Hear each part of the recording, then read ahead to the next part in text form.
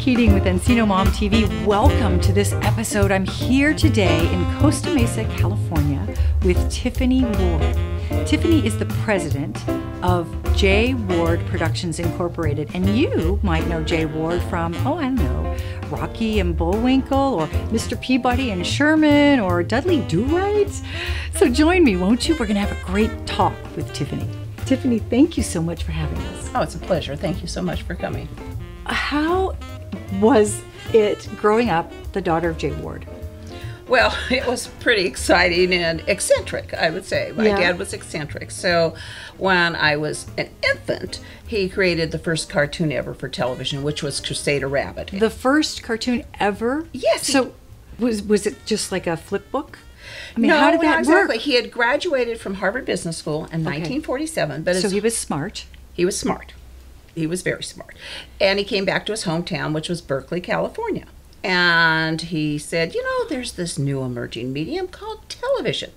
I ought to be able to create something to go on this. His best friend from elementary school was a gentleman named Alex Anderson. And Alex's uncle was Paul Terry of Terrytoons. And back in the 40s, when you went to the movies, you got an animated theatrical short in front of a regular movie. So in front of the feature that you went to see, you saw a cartoon. Yes. And Alex was not an animator at that time, but he had a talent for drawing. And so really those were very expensive features. So everything had to be drawn. I mean, there were no computers doing any of the in-betweens or anything. Hand-drawn and then hand ink. So they came up together with the idea of a moving comic strip for television, and that became Crusader Rabbit and went on the air in 48 or 49. Wow. Right. So it's really remarkable that he did that, he had that innovation. I wonder how he came to that idea. Putting a cartoon, a comic strip on TV. I like to think, of course, I'm a little prejudiced, he was my dad, but I like to think of him as the great entrepreneurial spirit, maybe long ago before we really knew about this. After Crusader Rabbit didn't go further because of legal complications, he came back to Berkeley, and in 1950-51 he packaged gourmet coffees from around the world into 4 different canisters to sell. Well, it didn't go, but look at the rage, Starbucks and all the coffees around the world. So this was 1951. 1952. So he was ahead of his time. Way ahead of his time. And in 1952, he packaged gourmet hot fudge and butterscotch and toppings for ice cream. It was Mrs. Dimple's ice cream stuff didn't go. But he just had that entrepreneurial spirit, and he came up with these great ideas. I really think he was ahead of his time. So he was smart, he was entrepreneurial, he was well educated. Yes. And he lived in Berkeley. He lived in Berkeley. So he had lots of opportunities, really. Too, and he had a great sense of humor. Apparently. Right. Apparently. So take me to the next step. Like, where did Rocky and Bullwinkle come from? How did that all happen? How did that... Well, when Crusader Rabbit wasn't successful, then they came back to Berkeley. They had moved briefly to, I think, Santa Monica to do Crusader Rabbit. Alex went back to San Francisco in advertising. My dad went back to Berkeley, and he called it his bread and butter, but he had a real estate office. Oh. So he was a broker, and he had people working for him. And he had that office till the year he died. Wow. Right, so it was it was established in 1947 and closed in 1989. Wow. But from then, he really was still interested in doing animation. So he went to Alex again, you want to get back in? Alex said, no, I'm happy in advertising, didn't like what happened. So Dad partnered up with Bill Scott, who just is a genius as well. So we moved down the family in 1959. Wow. We came down in August, but Dad had been there previously working on Rocky and Bullwinkle, and it went on the air in November 1959. Wow. So I was just a young girl then, but it was all very glamorous. It must have been. to me, a kid from Berkeley at least. Are you kidding? That must have been very exciting. Yeah. The head and tail we knew were going to be Rocky and Bullwinkle, but there were other segments in there. Yeah, it's kind of a cute story since Dad created Crusader Rabbit. And went on. Those were 5-minute segments. So I think when he sold Rocky and Bullwinkle, he thought they would be 5-minute segments. Not when it actually began production, then it suddenly was, no, this is a half an hour show. So Dad was kind of scrambling with Bill Scott, like, for ideas. So, in particular with our movie, Mr. Peabody and Sherman. Mr. Peabody and Sherman, yes. Yes. Dad had gone to Harvard Business School with a gentleman who was a good friend of his named Len Key. And Len was doing some things for my dad, too. Len's brother's name was Ted Key, who created Hazel, which was a cartoon that later went on television. As a live-action TV show? Yes, as a live-action TV show. Hazel was the maid. Yes. Right? So they reached out to Ted. He came up with, some say Danny, some say Johnny Daydreams, which was about a boy who had a dog, didn't look like our characters, and he had a time travel belt. So Dad liked that idea, but changed it around to having the dog be the father who adopts the boy. The characters changed in appearance, and of course it wasn't a time traveling belt, it was the Wayback Machine. So set me straight here. Was the Wayback Machine part of the original TV show? Yes. Yes. Oh, okay. You know, it's so, the conception of it in the film is so modern. It is. That I didn't remember that was a component of the original cartoon. Yes, and Dad spelled it W-A-B-A-C, way back, and that's how it's spelled now. And as an homage to my father in the film, when they're walking down that red carpet and there's a door, if you look around the red door, yes, which was part of the original Wayback, it's all the kind of old style look of the Wayback.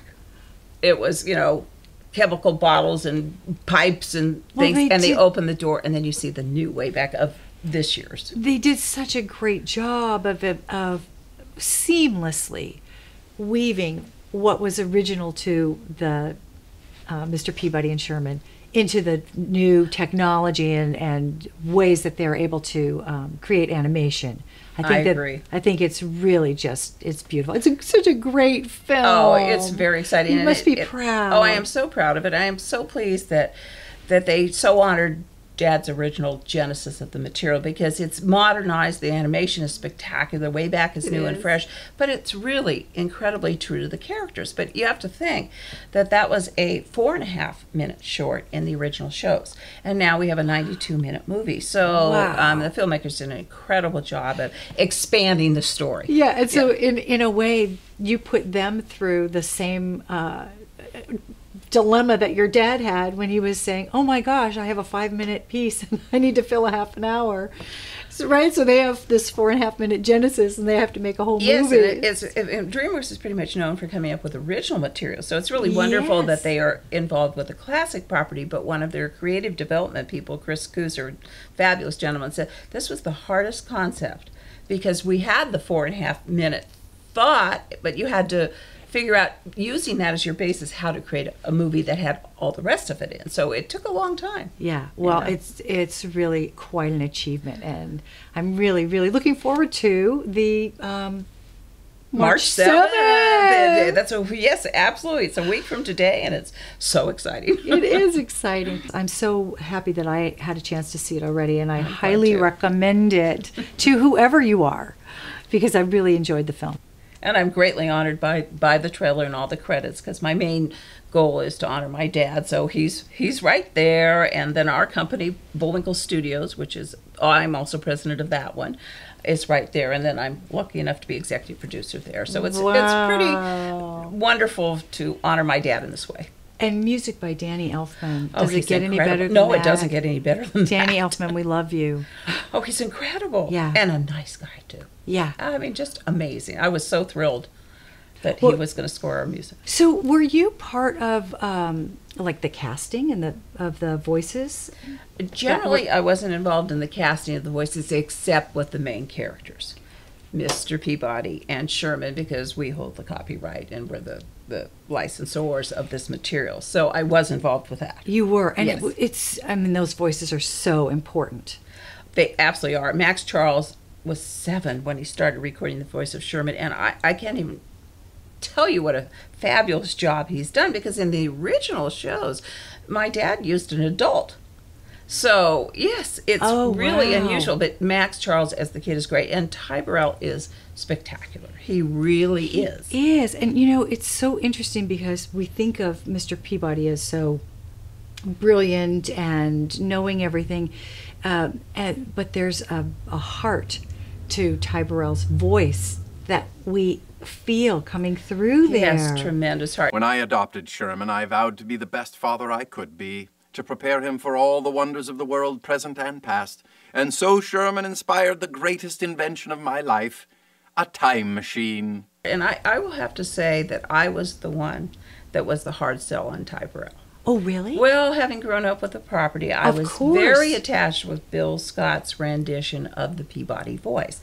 And although Ty I thought was a good actor, and nothing against him, he didn't sound like the original Mr. Peabody. So it took some convincing, and I said, okay, if you guys, after several rounds, if you guys really think this is the way to go, and I'm so glad that that was the overall consensus, because he's, as you mentioned, added so much heart, that you get that he's brilliant, that he's a genius, but you get the caring, and it comes through his voice. It's incredible. It does. It comes through the voice. And, it's interesting. I'm glad you said that, because I don't know if I were in the same position if I would have been able to get past something like that, because it's such a change. It was a change. It's not the sound alike, but it's really the acting is what it's about. And once he captures himself as Mr. Peabody, even I forget the original voice. He just becomes the character. But that was my initial resistance. I may have been brought up with that voice since I was a little tiny kid, and it's like, that's all I hear. Yeah. Right. I think it's enough the same. Yes. For those of us that didn't grow up with it so intimately. A lot of the cadence is very similar. And Ty said when he came into every recording, he was listening to the original shows every time before he went into a recording session. So I think that gave him some of the cadence and the feeling of the spirit of the character. Yes, yes. I just think they did a great job with the film. It seems we've ripped a hole in the space-time continuum. Drop the saber and step away from the futuristic orb. I take orders from no man. Who do you think the target audience is? Like, who do you really think is the leading group? Being a classic Ward property as it is, and Dreamworks upholding that with Rob seeing that design, it's many layers. So they're adult jokes, they're kid jokes, and a lot of the kids are striving to find out why their parents are laughing at things they don't particularly get. For Mr. Peabody, the only thing harder than being the world's most extraordinary dog. Is the president coming to dinner again? You'll see. The Petersons! Welcome to our happy home. Is being an ordinary dad. She hates me. Share your interests. Tell a witty anecdote. Make it work. Don't tell her about the Wayback. He calls it the Wayback. It's a time machine. Now that we've seen it, maybe we should go back. Nope. Sherman, Penny, why are you two dressed like ancient Greeks? I lost her in ancient Egypt. And I got engaged to King Tut. Then we ran out of gas. In ancient Troy. You used the Wayback! Yeah, she was into it. Oh my. Now, Oh dear. he's taking family time You've used time travel improperly. to another dimension. We must rewrite history in order to save the universe! I think that's why the Ward properties are still alive and kicking 54 years later. 54 years later. 55 this year, actually, is that multi-layered. It's definitely multi-layered. Yes. I mean, you don't have to have kids to go see this movie. You don't. No, you don't. I mean, I think everybody Take would yourself. Enjoy it. Take yourself. It's very humorous. It is. In many levels. It is. And you have to think sometimes to get those great puns. Sherman, that's not my hand. Ah! Ah! That's disarming. Oh, yeah. If you're a punster, this is a must-see. Absolutely. Absolutely. That's it for me today. I'm Lisa Keating with EncinoMom. Tiffany, thank you. Can I have a hug? Absolutely. Thank you, Lisa. It was great. Thank you so much for letting us come to your office. It's so full of color and life, and I just know your dad is so proud of you. Oh, thank you very much. That means a lot to hear. I'm delighted you came down. Thank you. Hey, I think you told me that we... I'd be delighted to give you a 5-season set of DVDs. So whoever wins this would get every Rocky and Bullwinkle show and Mr. Peabody show, all 5 years of original production. Okay, that's fantastic. So if you are one of our YouTube subscribers, you can enter to win the 5 CD set of all 5 seasons of the original TV series. Exactly. I think that's so exciting. Thank you so much. Oh, you're That's such a welcome. great gift. I just think that's great.